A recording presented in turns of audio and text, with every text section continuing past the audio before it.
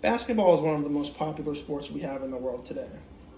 Throughout its history, it has been through many revolutions, including the one that we are currently in with the rising of the three-point shot.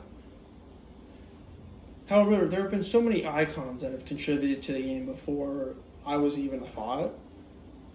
Without the help of individuals such as Larry Bird, Michael Jordan, and Magic Johnson, as well as others from the 1980s and 1990s such as Hakeem Olajuwon and Shaquille O'Neal, the sport may not be what it is today.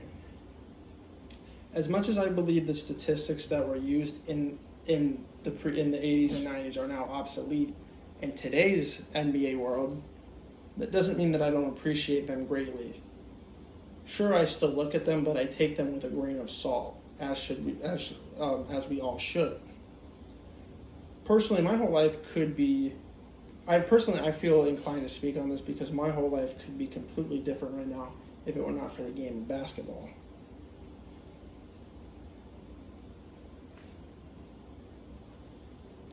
Something that is bothersome, the thing that bothers me most in today's NBA world, is the continuous use of field goal percentage, 3-point field goal percentage, and free throw percentage used to measure efficiency.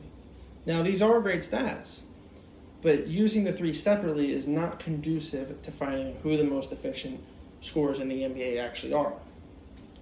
At the end of the day, I am a firm believer as well that the idea of efficiency does not tell how well a player is actually performing in that game. Take example for LeBron James. He's one of the most popular athletes of this era. I'm sure even if people that don't watch sports knows who he is.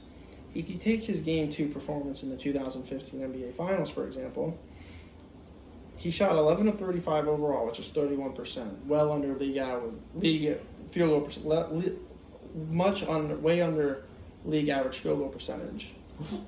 That's 31%, but he put up 39 points, 16 rebounds, and 11 assists, which actually happened to lead his team in all of the categories, while also spearheading his team's victory efforts. And while winning is not everything in the game of basketball and determining who the best is, it's still nice to have that under our belt and be remembered as a winner. True shooting percentage is a better indicator of efficiency metrics. It takes overall field goal percentage, 3-point percentage, and free throw percentage, and then boils it down to one single number that is much easier to analyze and figure out who the most efficient scorers are.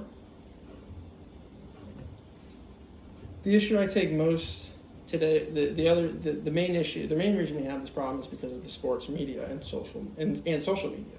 Whenever I see an analyst on TV or I go on Twitter, they always assess a player's performance through field goals made and attempts, which is field goal percentage.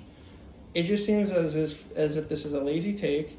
Anybody can look at a box score right before going on air and act like they know what they are talking about.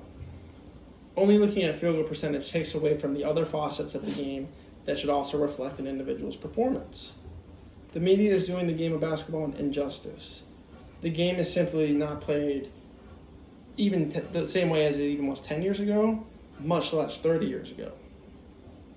Many star caliber players have to take tougher shots, which directly lowers their field goal percentage, but they also might be getting more free throw attempts and making more threes, which will up the true shooting percentage, giving a more accurate description of their performance.